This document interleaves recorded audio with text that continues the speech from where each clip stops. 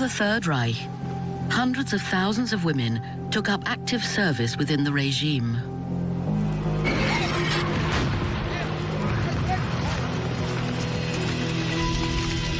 Their names were Hildegard, Hertha, Liesel, Erna.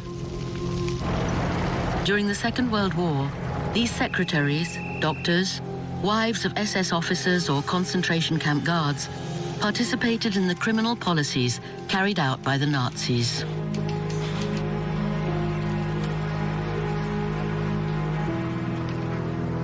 Accomplices, and in some cases murderers, they were essential cogs in the wheel of the regime, at the very heart of the Holocaust.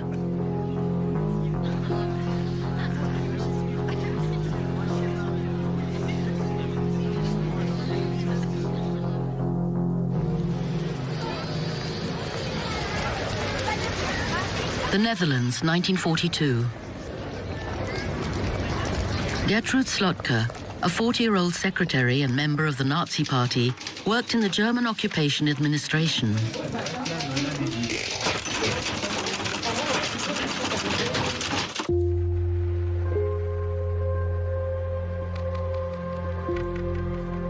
She was a linchpin in the Jewish Affairs Department. This administration, set up in all the countries occupied by the Third Reich, was in charge of organizing the deportation of millions of European Jews to concentration and extermination camps as part of the final solution. Gertrude Slotke quickly assumed responsibilities. This came about because her superior left a sort of vacuum. He was not often present, so she took advantage of this opportunity in a very classic way and took over in order to fulfill her own ambitions and implement her own ideas.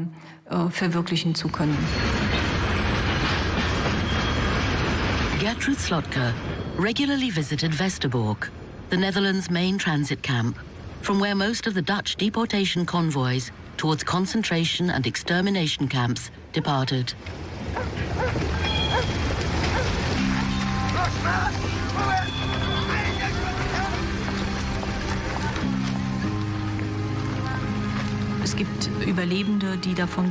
Certain survivors told how she came and went in the camp like a bat, always with a briefcase in hand.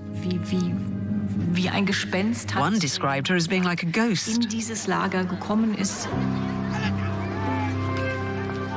Zlotke's job was to fill the trains in accordance with the instructions she had.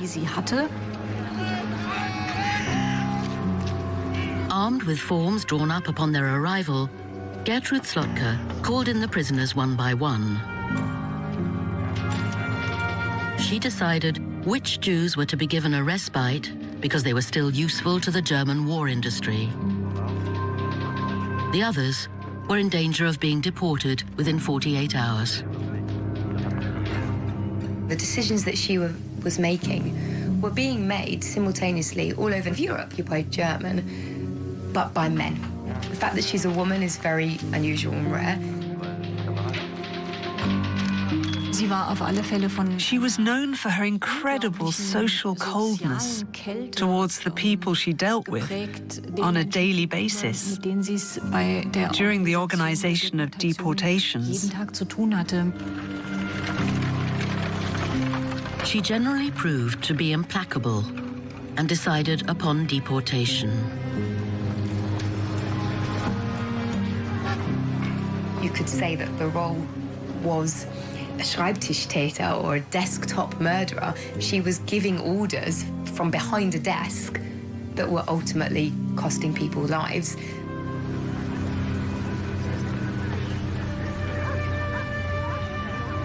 Gertrude Slotke dedicated herself tirelessly to her morbid work.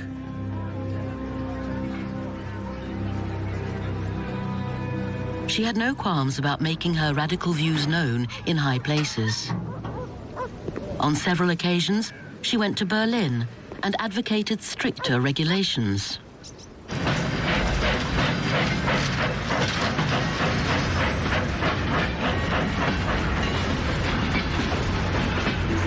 She remained at her post until the last deportation convoy left Westerbork, the one carrying Anne Frank and her family.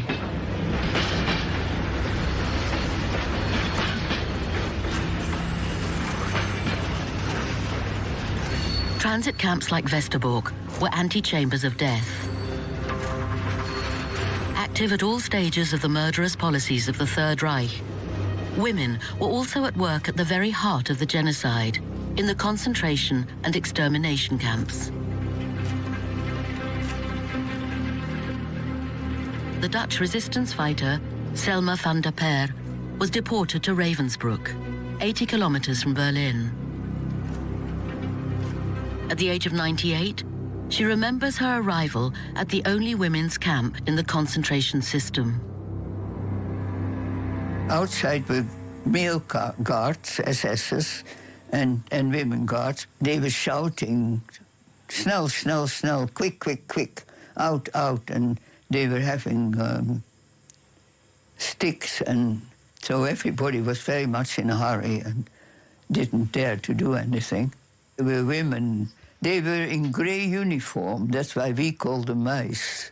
You try to behave, you try to do what you were told to do, but then everybody else did. Because if they didn't, we could be killed. Only drawings produced covertly, in particular those of Violette Rougier-Lecoq, who was also deported to Ravensbrück, show the role of the female guards at the camp, omnipresent and threatening, with their capes and dogs. They all began their careers here at Ravensbrück, the only guard training center for women, the official album of which shows a sanitized image, far from reality. New recruits were carefully chosen by the SS according to one criterion. They were to have no specific competence and no experience of the prison environment, just so-called normal young women. At that time, a normal woman referred to one who conformed with the regime, who thought that it was right to imprison its opponents, to persecute them, meaning that the female guards weren't the only ones to think like that, but that it was the case with the whole of German society. They came from modest backgrounds, like Hildegard Lechert, who had previously been employed in a munitions factory.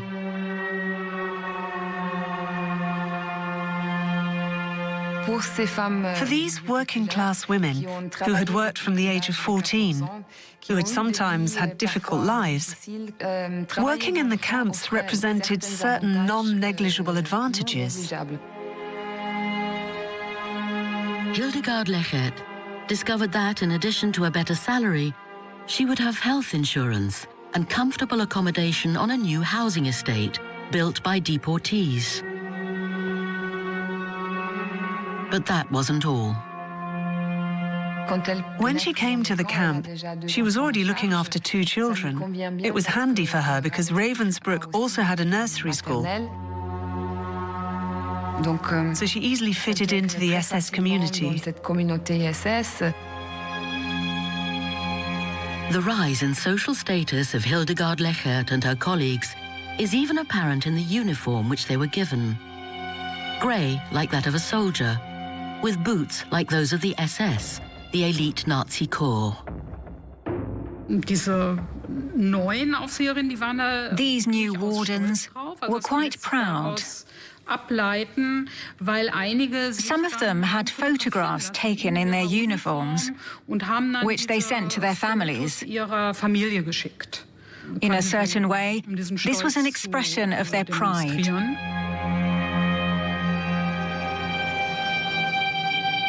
For the first time, they held a position of authority. The violence apprenticeship could begin.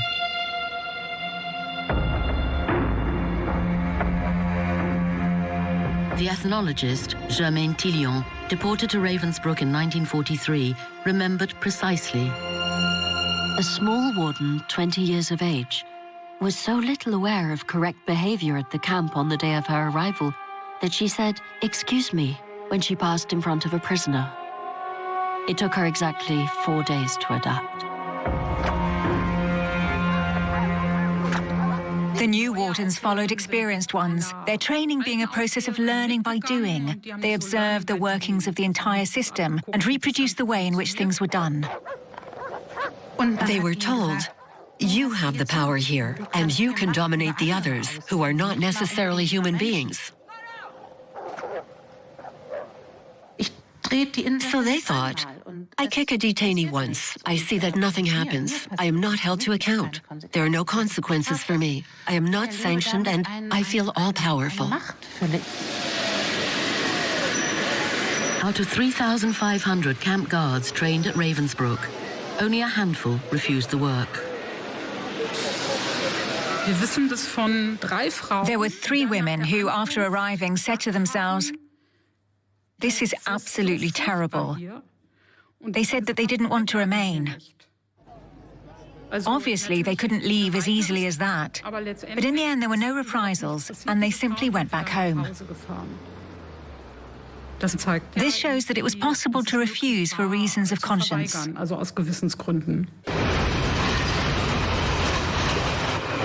Hildegard Lechert did not have such scruples. In October 1942, having become a warden, she began her deadly career in the Majdanek camp in Poland, the epicenter of the Holocaust. Majdanek was one of the 6 extermination camps built by the Nazis.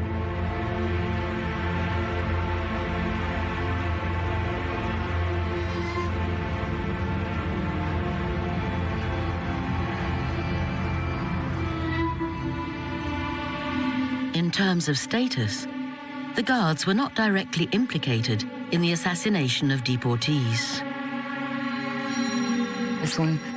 They weren't present during the gassing. However, they were very involved in preparatory work.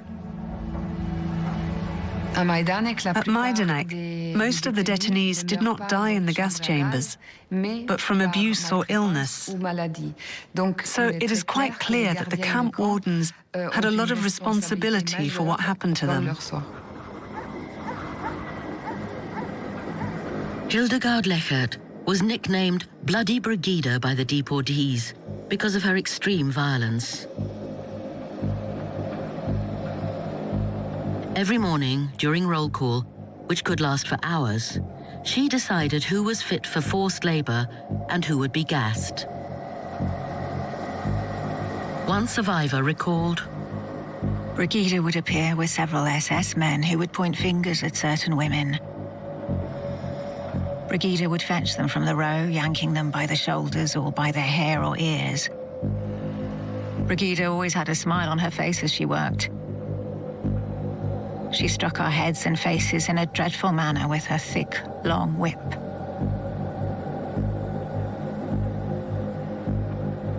This violence was also often an escalation game between an SS officer and a warden.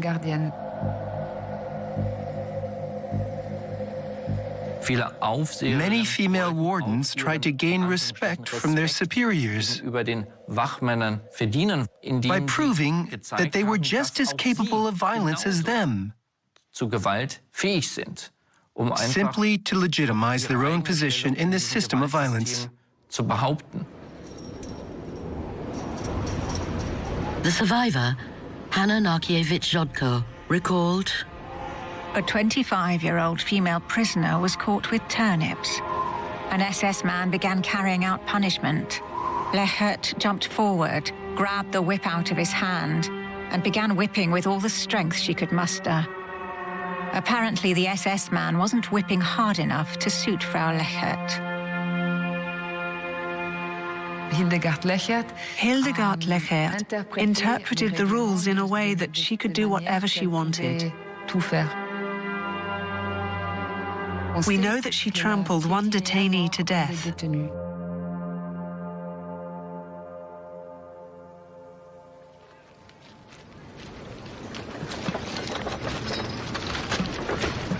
The systematic daily violence of the female wardens ended up breaking the deportees, who were already exhausted from lack of hygiene and the strenuous forced labor.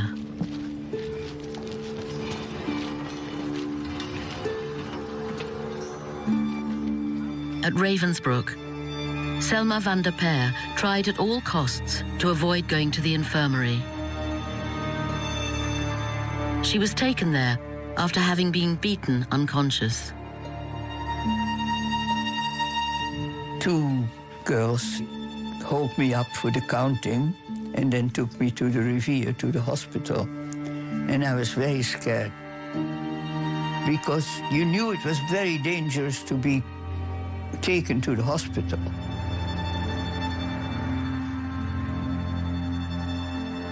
Selma knew that few deportees left the Ravensbrück hospital alive. I was so badly done that the officer in the guard who was talking there to a German nurse said, I thought that Dutch woman would be dead by now. And I saw terrible things happening there.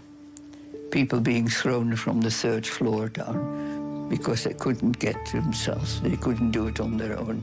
Oh, terrible. Herta Oberhäuser, the ambitious medical student for whom the Hitler Youth had been a first stepping stone, had worked in this hospital since 1940. It was an early opportunity in her career. Admitted into this closed, masculine domain, she was the only female doctor in the camp for nearly 2.5 years.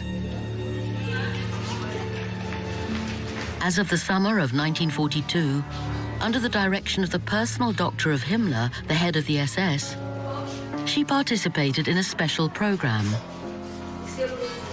finding treatments for wounded soldiers.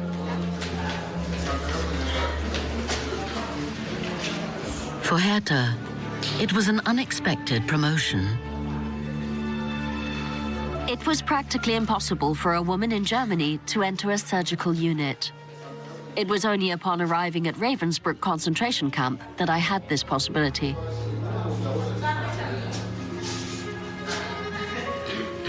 Herta and her colleagues carried out particularly sadistic experiments on 86 deportees. They inflicted wounds on them to provoke gangrene.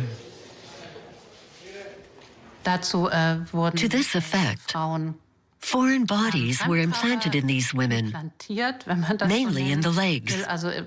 Various foreign bodies were used, such as wood, shrapnel, anything that soldiers might be wounded with in the field. Then they observed the evolution of these wounds.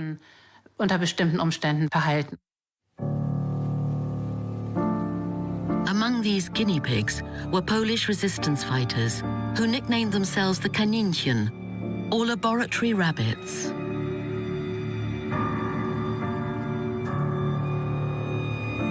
Risking their lives, they retrieved a camera found in the requisitioned affairs of another deportee and secretly photographed each other.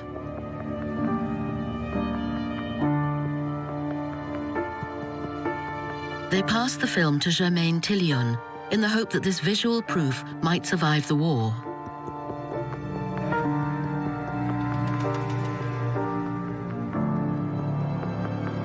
Some of them succumbed to these experiments.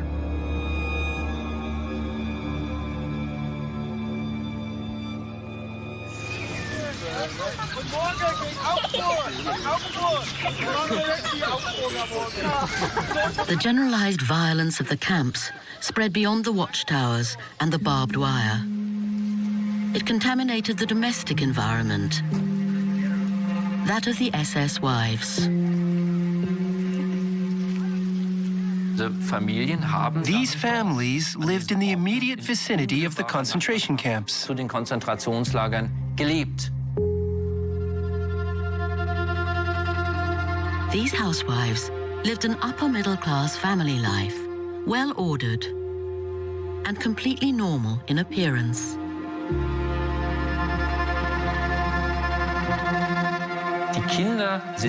Children were sometimes born in these places. Und man hat sich natürlich untereinander besucht.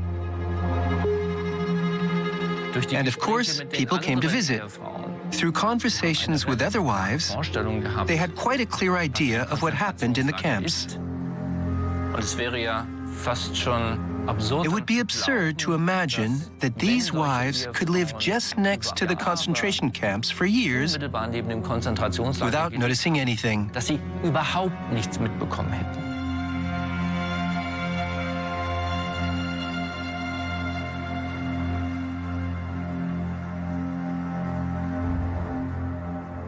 Liesel Wilhaus, who had had so much trouble having her marriage confirmed by the SS, since 1942 lived with her daughter opposite the Janowska camp, where her husband Gustav was commandant in the suburbs of Lublin in occupied Poland.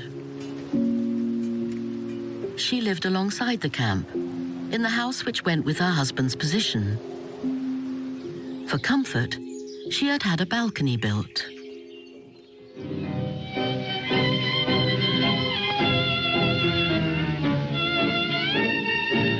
The tango of death played by deportees was regularly to be heard coming from the camp.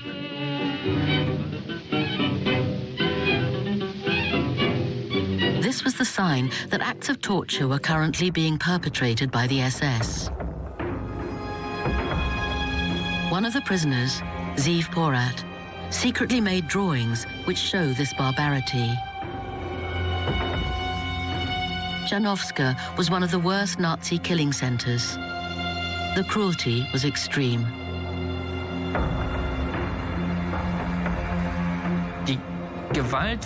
The violence was just a few meters away. Death and slaughter was happening so close. Detainees were even employed in these houses, taking care of upkeep in those very gardens. Before the eyes of the family, before the eyes of the wife, before the eyes of the children. On several occasions, in 1942 and 1943, Liesel stepped out of her role as housewife. A former detainee recalled. When guests came to pay a visit to the Wilhaus family, she gave a display of her marksmanship by shooting detainees in the camp, to the delight of the others. The little girl of the house applauded enthusiastically. They were socializing her in a way that made it seem like this was an acceptable form of recreation. The murders by Liesel Wilhaus were not considered to be Nazi crimes. However, they were not unusual. She's not the only one who did this. Commandant's wives having the villa at the camp or within the camp with the balcony and the shooting from the balcony and down into the camp. That scene, that was rather common, actually.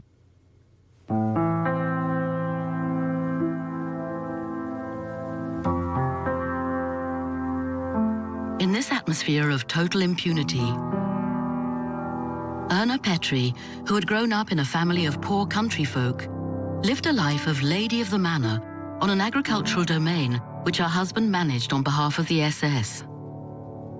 At the age of 23, she was mother to 2 children.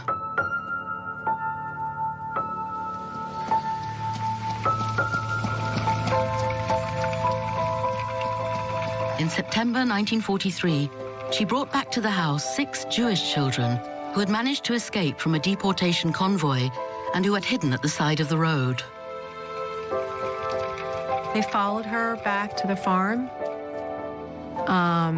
They trusted her. They saw her in her apron as a maternal figure. Her husband wasn't around, but she knew what to do. She'd overheard her husband with her colleagues. She was serving them cake and coffee on the terrace of their manor, and they were talking about doling bullets out in the back of the neck. And so she kind of followed that. That's how she learned. She didn't go through any training. She was the wife of an SS officer. And she did that and showed no remorse. These individual crimes, committed in the domestic environment, were part of the genocide. The murderous wives of the SS, such as Liesel and Erna, saw no contradiction with their status as mothers in these actions. They're not homicidal maniacs. They're not really sociopaths. Violence is a necessity as a sign of the strength of the race, as a tool of terror for securing their power. That was part of the Nazi ideology. After the war, Erna stated, "In those times, as I carried out the shootings, I was barely 25 years old, still young and inexperienced. I lived only among SS men who carried out shootings of Jewish persons. I wanted to prove myself to the SS men. I wanted to show them that I, as a woman, could conduct myself like a man. So I shot 6 Jewish children."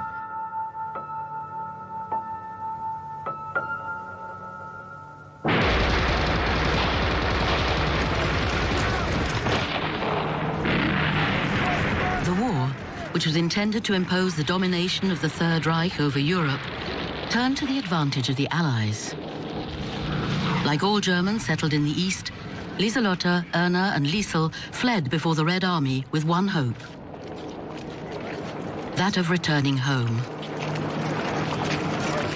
As they advanced, the Soviets and the Anglo-Americans discovered the horror of the camps.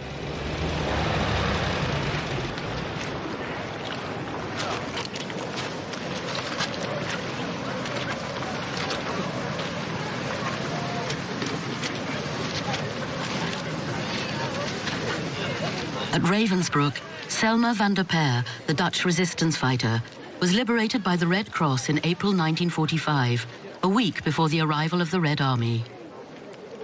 A nice man gave me a cigarette, and he gave me a light on the first cigarette in all this time, and my guard, my female guard, was hanging out of the window of her barrack, and she called out and said, "Don't smoke, Marga."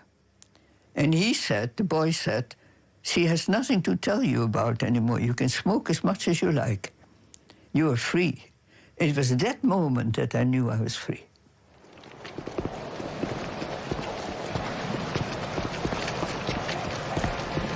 The guards who were still inside the camps were arrested.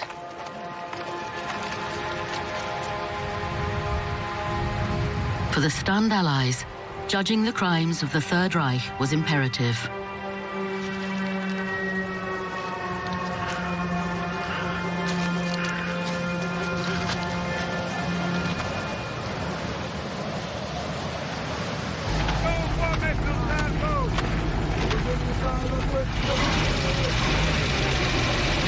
The female guards were amongst the first to be judged for their crimes, as of the autumn of 1945 in occupied Germany, as in communist Poland.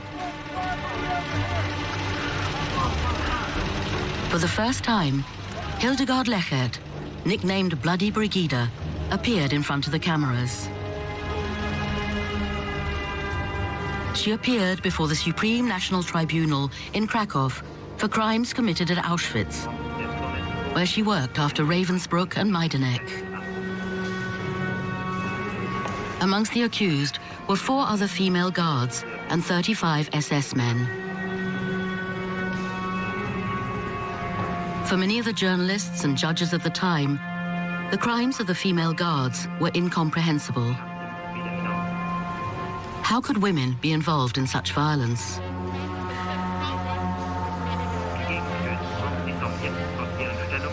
The reasoning was as follows. Women are peace-loving by nature.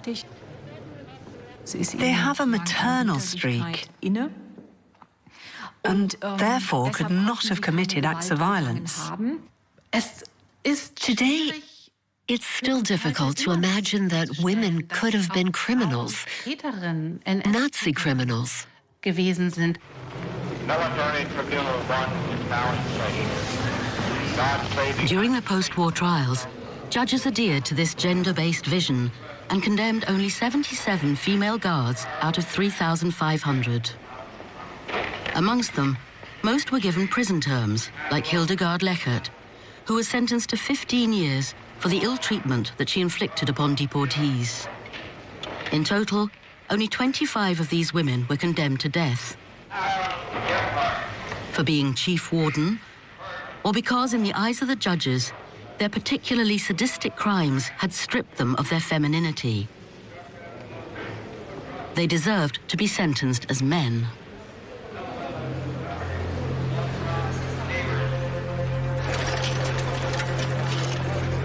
Another woman, directly implicated in Nazi crimes, faced the death penalty. Before the International Tribunal in Nuremberg, a year after the trials of the principal heads of the Reich, 23 doctors appeared. Amongst them, Herta Oberhäuser.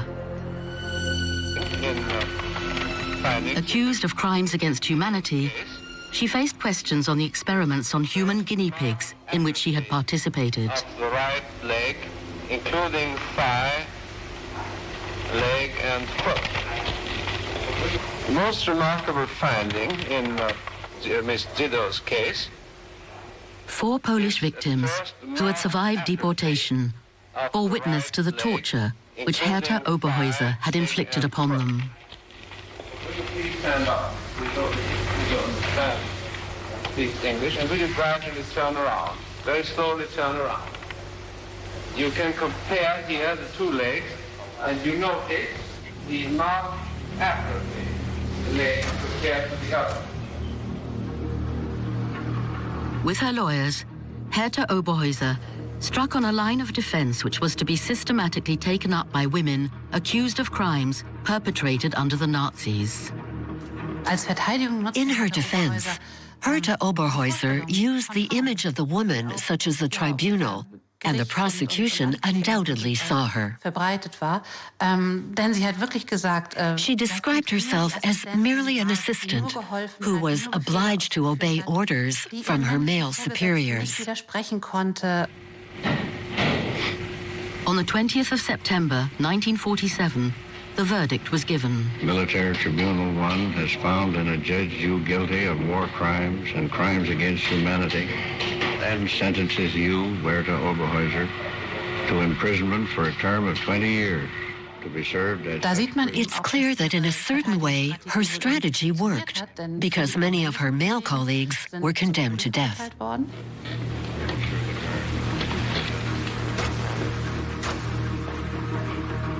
Out of the 20 years of prison to which she was sentenced, Herta Oberhäuser only served 4, being granted a reduction for good conduct. She opened a doctor's surgery in a small town in northern West Germany.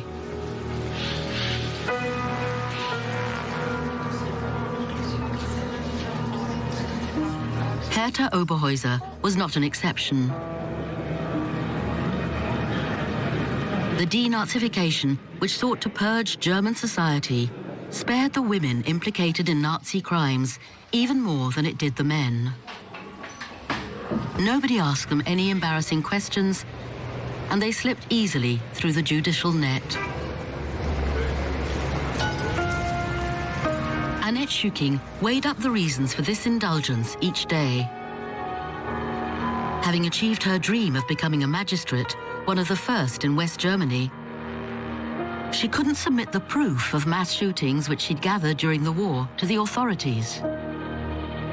As she explains, it was impossible to speak openly to my colleagues who had been in the East. Former Nazis were everywhere.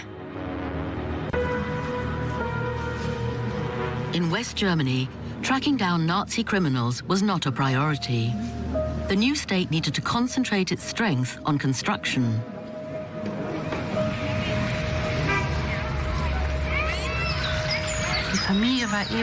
The family was all that remained for many people immediately after the war. Families were not to be destroyed by sending both the husband and the wife to prison.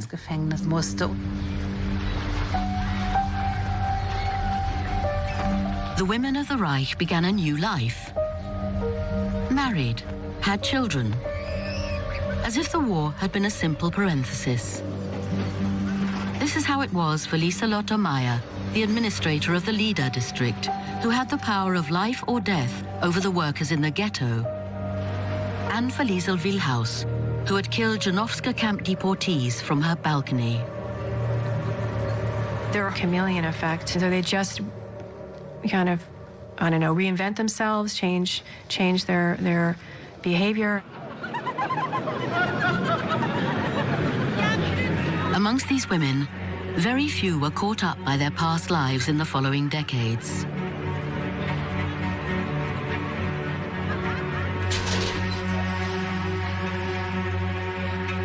Liesel Wilhaus was questioned simply as a witness during inquiries into crimes carried out at Janowska.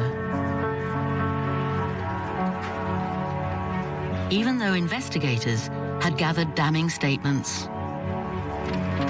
One Sunday in April 1943, from the balcony of her house, in the presence of her 4-year-old daughter, she fired on a group of about 20 Jewish forced laborers who were working in the garden adjoining the house.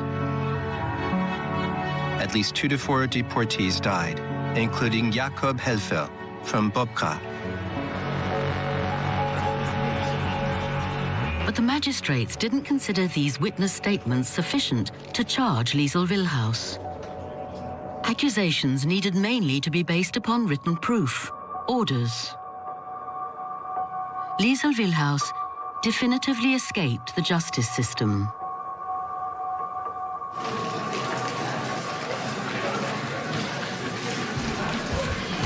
Even when investigators did manage to amass incontestable material proof, the response from the judicial authorities was not in line with the crimes committed. The trial of Gertrude Slotka in 1967 was one of the most blatant examples. Along with her superiors, she was questioned concerning the deportation of Dutch Jews, including Anne Frank, who, with the publication of her diary, became the symbol of Holocaust victims.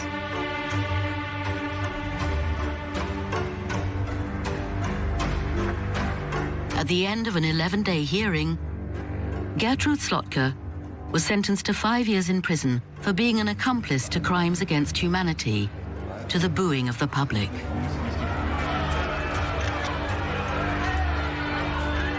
To this day, she remains the only secretary to be sentenced.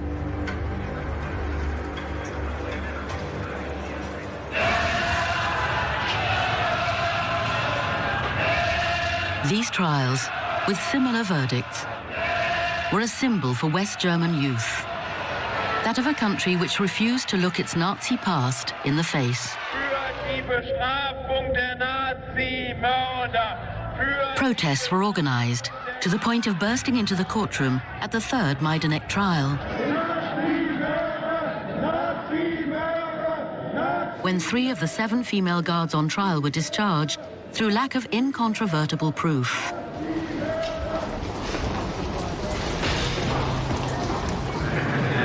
Hildegard Lechert, who had already been found guilty for crimes carried out at Auschwitz, was only to serve 5 out of the 12 years of prison to which he was sentenced on this occasion.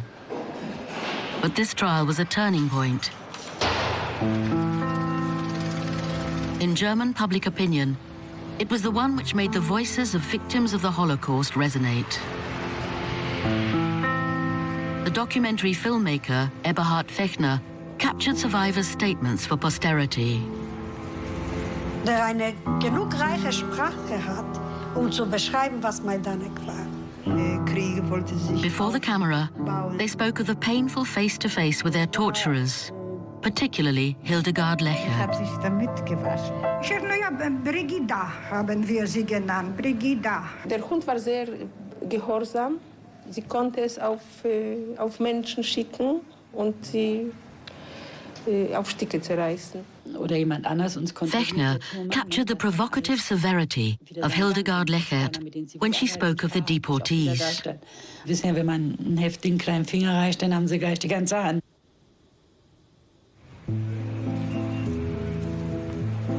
A staggering blow to the silence of German society, the documentary was seen by nearly 2 million viewers in 1984. It called for increased vigilance in a society beginning its work of remembrance. Like many others, Annette Schüking participated in this movement. Some years earlier, she gave the evidence of mass shootings which she had collected to the Central Office for the Investigation of Nazi Crimes. But it was too late. The addresses had changed. The criminals could not be found. It seemed necessary for her to bear witness in order to break the powerful taboos which persisted in German society. She was horrified that people could say that none of it had happened. She was horrified that they could pretend that few people were aware. And she knew she wouldn't always be around. She wanted to furnish the proof as a witness to the events. A book. Something which couldn't be erased, so that people couldn't say, "We didn't know."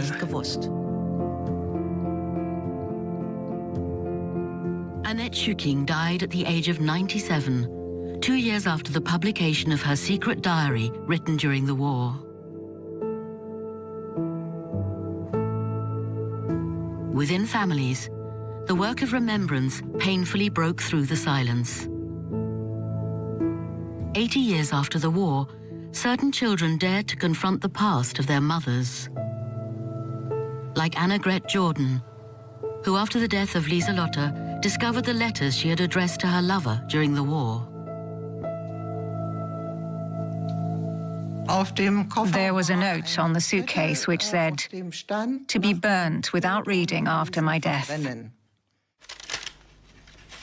I rediscovered my mother because it revealed facets of her which I didn't know before.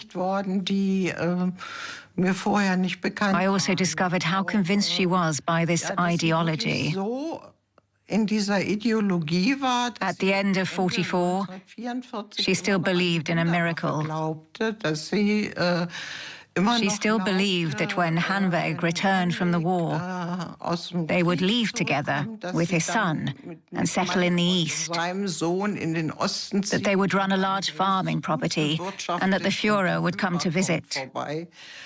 For me, this was totally delirious. Yes, I was ashamed of my mother. And after that, I was angry. But I ended up saying to myself, "You were born in 1951. I accorded myself no further responsibility in the matter. I finally handed over the letters.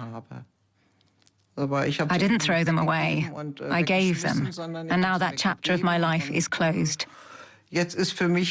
Now I can start reading other books and novels, and not only this type of material."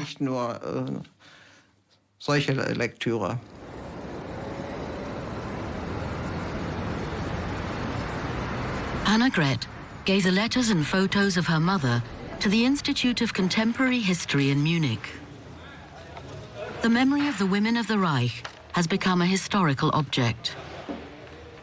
While the judicial authorities failed to uncover their crimes and sanction them, the work of historians is to reveal this little-known area of the Holocaust, which questions this unspoken and unimagined side of women and the violence of which they are capable, underlining that genocide is the crime of an entire society.